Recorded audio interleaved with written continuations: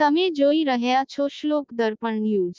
વડોદરા શહેરમાં વાઘોડિયા વૈકુંઠ સોસાયટીમાં મેયર પિંકીબેન સોસાયટીની અંદર પાણી ભરાયેલા હતા તો અનેક લોકોની મેયર પરિસ્થિતિ જોવા માટે ગયા હતા ત્યારે સોસાયટીના રોષે ભરાયેલા મેયરનો ઘેરાવ કરીને આક્ષેપો કર્યા હતા।